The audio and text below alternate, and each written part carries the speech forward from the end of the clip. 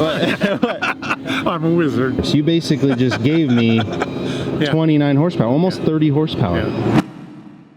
All right, we are back here at Catto. You've got new blades for me. We did. That I've been talking about. You're not excited, are you? I've been talking about it in every video. Blades are finally ready. We're gonna do a baseline test. We got the plane hooked up to a pull scale, get some static thrust numbers, and then I'll probably go do you have that draggy thing? We do have the draggy. Yeah, so that way we can see what it does in a more dynamic environment, because static, you were saying these blades might be stalled. And tell me about the new blades, because you took a different approach to designing those, right? They're not just longer, because we're going from like a 76 to... Well, these blades were actually designed for the 915, for the Kit Fox. Oh, okay. Yeah. I didn't know that. And the previous blades were designed, the 76 were for a higher speed Cub. Okay. You know, more, even cruisier. Okay, yeah. So these were designed to be a little bit more as a general purpose blade. Yeah. Your all-around blade.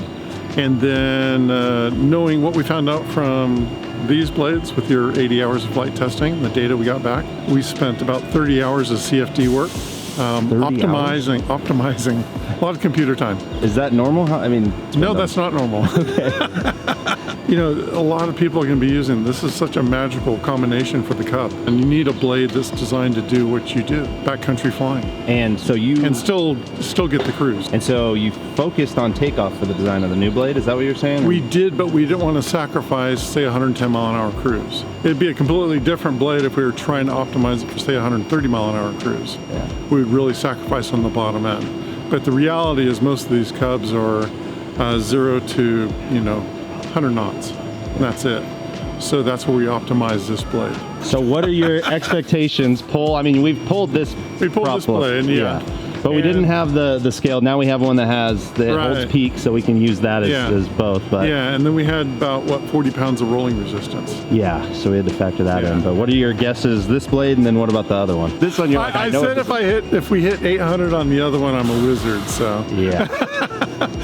This one I think is somewhere in the 680. Okay. Maybe a peak of 700. Okay. So CFD shows 820 on the new blade. On the new blade. All right. Well, I'll fire up and we'll do a pull test.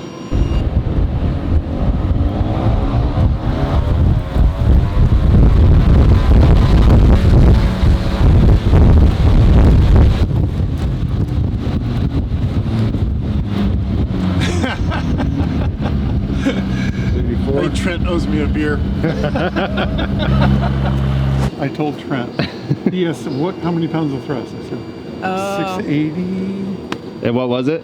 684. Oh, okay. That's not bad for a 76. Now look at those things. Oh. Dude, look at my little logo on the end.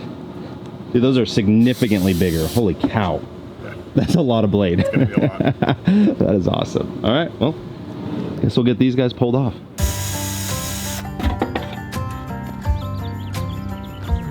Give me a 6-inch larger diameter. Yep. Wow. So CFD, I just realized people might not know, that's computational fluid dynamics. Right. So you're using a computer to simulate what a prop acts like, correct? Correct, and the fluid, which is air, but they're optimized for maximum the CL at the high angles of tack during static. Gotcha. So that was the next thing I was going to ask. So your CFD that tells us the thrust, that's not accounting for the cowling kind of blocking the backside? We actually have the Cub modeled in the CFD. Oh, okay. So it assumes some cowling. Yeah. So you would have so there's a slowdown here of air on the inboard parts of the blade. Okay. And so it counts for that. Gotcha. Yeah.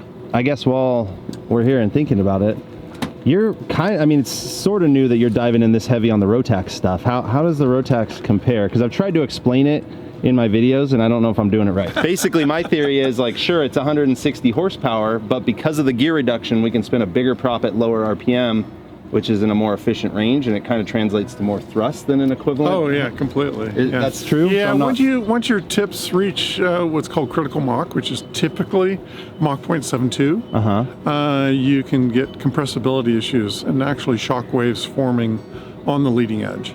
Gotcha. So, for example, on the Lycoming, the guys in Stoll running 2700 static on an 86-inch prop, it's like Mach almost 0.9, 0.92. Yeah, that's They're when they get almost really loud, supersonic. right? Yeah, so it's actually creating a shock wave.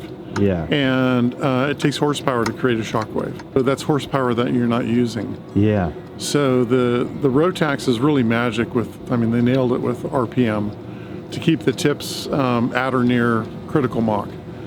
So it's much easier from a design standpoint to produce thrust. Okay. Yeah, and efficiency. So they kind of do punch outside their weight class in that sense. They do. Because Oh, yeah. 160 horse is not the same as 160 horse on a Lycoming. No, not when you're turning up Mach 0.9 versus Mach 0.72. Yeah. And then what about like with the gear reduction, the slipper clutches, all that, and the RPM? Is it easier on props? Because I know we've talked about power pulsing. You've mentioned high compression on Lycomings, that it can be a pain. Yeah, we pull our hair out, you know, dealing with the Lycoming, 10-to-1 advanced ignition timing. Some guys are running 11-to-1 up in Alaska. Oh. And then the Stoll guys are hitting it with nitrous. So you only have 4 cylinders that are banging that propeller every single time. It's producing horsepower. And even though you have a 4-cylinder engine here, it's running through a 2.54-to-1 reduction drive. So it's closer to 10 pulses per revolution, not Gotcha. 4. Yeah. And so that's just magic with a propeller. It's night and day from a vibration standpoint. So we just spent a lot of time doing the vibe analysis surveys on our new ground adjustables for the Lycomings. Yeah. And as we did with the Carbon Cub 15 years ago with the 8050, the very first nickels that we put on there were cracking at 50, 60 hours almost consistently. Oh, wow. And so we did a complete vibe survey on the blades, and come to find out that the natural frequency of the blade and the natural frequency of the motor, we had some peaks that were lined up. So Okay. it aggregates harmonics. more stress in the blade, and especially when you have a mix of a metallic component of nickel to a composite component. So it just breaks down the bond, causes a crack. On the 8050, all we did is add one strip of 15 thousandths carbon fiber, 4 inches wide, down the blade, and it shifted that natural frequency into a valley of the engine frequency. And we produced probably 600 of those propellers, no nickel issues. Wow. Just because of one layer of carbon. That's insane. It's really insane. The other part is that on the new ground adjustables, we've gone back to our old school solid core maple, which if you think of a tuning fork, when you ping it, it'll ring, ring, ring. But if we put in a wood component in there, it'll dampen that ring out. So in the vibe surveys that we just completed, we found that the solid core versus the initial cores that we're using are 2 to 3 times the dampening for the vibration. Wow. So instead of that vibration resonating throughout the blade, it's dampened out. And so the wood is there for dampening. Correct. And is that why you're not all composite? So composite is a mixture of components. Yeah. Yeah. Well, I mean, Yeah. all carbon fiber. All carbon fiber and foam. Yeah. A lot of the blades are foam core. Yeah. So you don't have the dampening. And we actually tested some of the other ground adjustables on the market. And for example, the dampening factor was right around 2. When we have the solid core, it's closer to 7.5, 8. Wow. It's a huge difference. The weight of it it's definitely less than a pound. It's just Oh, yeah. it's nothing. Wow. Yeah. I would have expected that to be heavier. Yeah. Structurally, we could run without this maple. We could run completely with foam. But again, the maple does add some dampening, and I really like the high density at the retention. Gotcha. And then we tune the carbon fiber to avoid the natural frequencies of the motors that we have frequencies on. And one of the cool things is we're going to be working with Kenny Tunnel at Lycon to put our vibration equipment on to acquire the data on these 10-to-1, Oh, good. 11-to-1 engines, Yeah. which doesn't exist. There's no And data. so there's no data. Oh, great. So everyone's kind of like, a shot in the dark. We're going to do our best. And if there's a problem, then we modify the layup schedule. And again, it's a shot in the dark because we don't know what the motor the engine frequencies are. The only one that we really have solid data on is the 340. Yeah. 9.2 used on the carbon cub. But overall, you're having fun with the Rotax stuff. Oh yeah. I can't wait to have mine. I was just gonna say, word on the street is you're building one of these. I am. Yeah, so Catto's a sister ship. Yeah. Yep. So Yep. Catto's gonna have a Legend Nomad and come out and do backcountry stuff with us. Which Looking forward to being selfishly, I'm excited about this because I know you're not gonna let anyone have a better prop on their cub than you, and I'm like, as long as I just fly whatever Catto has, I'm gonna be. So what are you looking at when you're watching this? Like, I see that it looks cool, but I don't know what it. Yeah, so this is showing the tip vortices here. You can see two vortexes off the tip. Yeah. And that's your non-planar tip. So instead of having one really strong tip vortice, we have it's split into two. Gotcha. So it's kind of like a winglet, on a wing. So. And is that the end that is the planar tip or the non-planar tip? Is that still making thrust, or is that more there just a cleanup area and it's not really an effective? It does produce thrust, but we want to minimize it out to the very tip. Gotcha. Yeah, you want to blend it off. Okay. Yeah, and you can also see this blade here has a complete transfer of helix through it. So the inner portion is all, you see this free stream here. Yeah. Once we break that into a propeller, you'll see another vortex off there. And so we try to minimize that too on the new blade. So what's this? So this is just showing you a little bit of a optimization of the blade. This is on your new blade. So this is the original arrow work. So you can see out here in the tip we have some compressibility issues going on.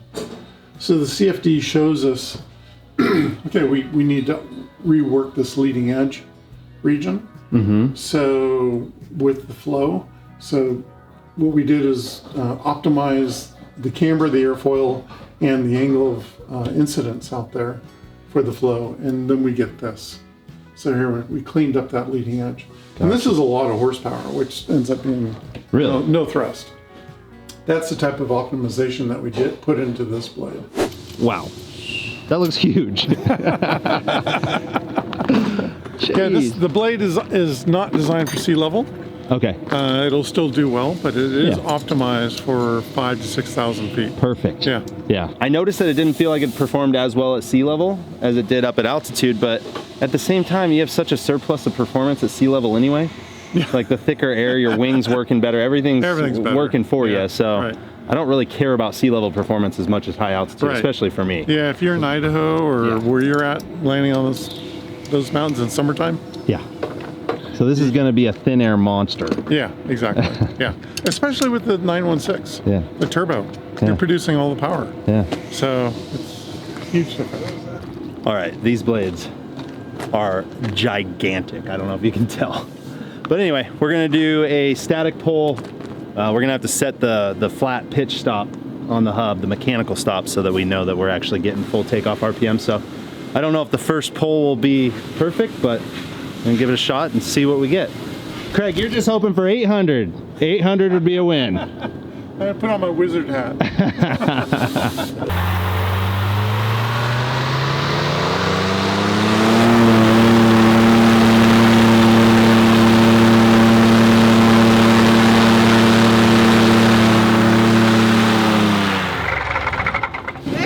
Okay. What?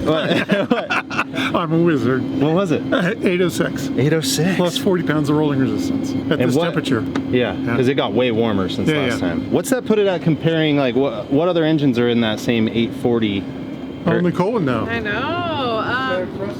That's a 360. 360, yeah. That's a 360? That's a 360. And you said there was 40 pounds? 40 pounds of rolling resistance. But the last time we didn't so we went from 680. Oh, right. That was, yeah, just on the scale. Yeah, it's 190 horse. You basically just gave me 29 horsepower, almost 30 horsepower. Yeah. Yep. Wow. And the cruise should be the same.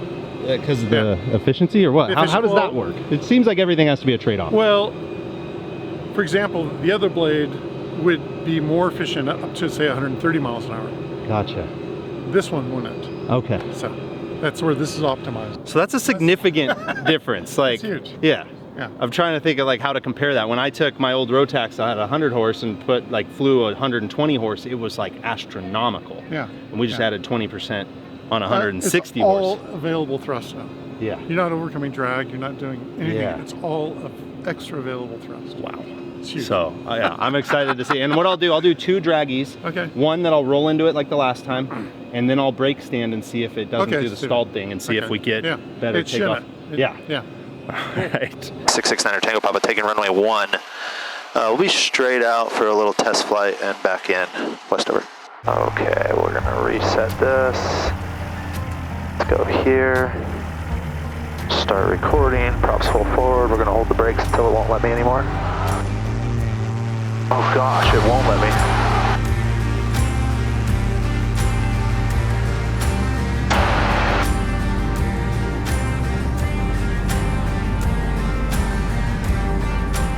A little bit more vibration. It probably needs a dynamic balance. 8904 Golf, overflying the field at 1,500. The light clears up. Left downwind runway 30. Jeez. It got rough out. But yeah, definitely some vibrations. We're gonna have to dynamic balance this one. Which I should have done on my old prop. I just never did.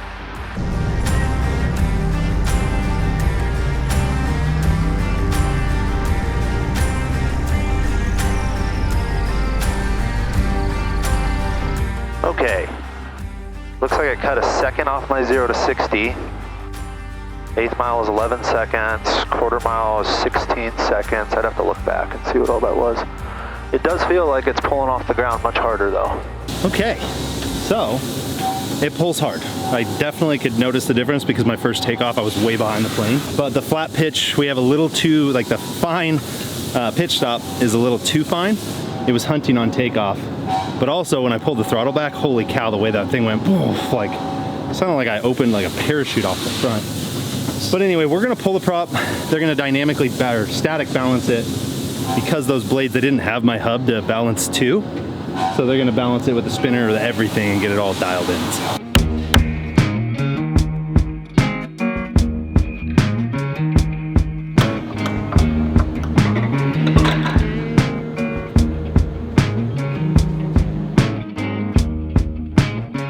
That's quite a bit of weight you had to add back. Quite a bit. Yeah. You would have felt that. Yeah, that's why I felt it. That's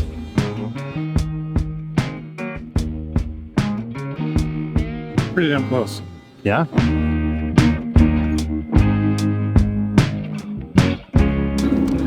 All right, got the new prop on, all static balance, so it should be nice and smooth. Now it was pretty out of balance, and the reason being the hub and the ferrules for the blades that hold the blades come as a match set, and obviously because they had pre-built these blades, it was with different ferrules, so they were just not matched. So we just had to do a little balancing. Now it should be perfect, and I'm gonna get in the air and try to beat this heat and the wind that's coming in on the way home.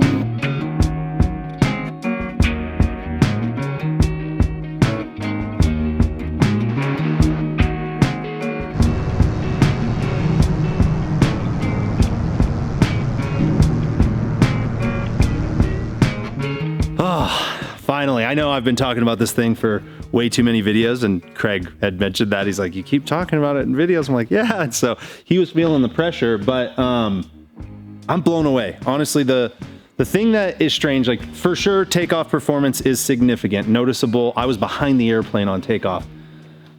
Climb, this thing all of a sudden feels like it's happy to climb. Like I have to watch it because it wants to overshoot altitudes, where before it felt like I really had to, you know, it wasn't working super hard, but you had to intend to climb. Now this thing's just like happy to be up there and it wants to keep going. The other thing that I'm gonna need to spend a little more time flying, but my first immediate reaction on cruise is that it seems to be cruising faster at the same fuel burn as my previous prop. I mean, once I was up at 8,000 feet or whatever it was to get into the Tahoe Basin, I was cruising at 110, 111 miles an hour true at 6.5 gallons an hour. And previously, I remember always saying that I was like at 105 to 108. Right now, I am super happy. It honestly feels kind of the way that I hoped this plane would at the start. It feels like a whole different airplane but it literally brought it to life. Like that is exactly what I was hoping and thinking that this engine could do on this platform. I'm still, like I said, I'm a little baffled. It kind of doesn't feel real. And I wish we have this really weird swirling air. It was really rough flying over. So I want to go play, but I'm like, I really probably shouldn't because I could find myself in a bad position. So tomorrow morning, I'm going to get out, get more numbers, get more playing on this. The guys at Catto killed it. Craig, you are a wizard. Like you said, that cannot be easy to design a prop that is better on takeoff and on cruise. I guess that, you know, if you were trying to do something easy, that's probably when you should just build a website with Squarespace. And you guys know where this is going. Thank you again, Squarespace, for sponsoring yet another one of my videos. And for those of you that don't know, Squarespace, the ultimate way to build a website and run your business. They are harnessing the power of AI. And through their design AI, you can build a website from scratch with zero experience necessary, and they will help cater it to exactly what you're trying to build. And you can even use their generative AI to help generate content. I mean, you literally don't have to type out what you want to put in your website. Just kind of give it some hints. It'll help you write it out. I do suggest that you go and cater it and, you know, customize it beyond that, but it makes it super easy. And they have features for every industry. So if you're looking to book and schedule your clients, you can do that with Acuity scheduling. Squarespace Payments is going to allow every major payment platform to work in your storefront, which they have all the storefront tools. You really can do anything you want with a Squarespace website. And obviously they're all optimized for desktop and mobile. So anyway, if you haven't yet, head over to squarespace.com for a free trial. And when you're ready to purchase, make sure you use code Trent Palmer at checkout. And with that, thank you again, Squarespace, for sponsoring this one. Thank you guys for sticking around. You guys know the drill. Like this video if you do. Subscribe if you haven't. Come be my wingman. See you in the next one. Peace.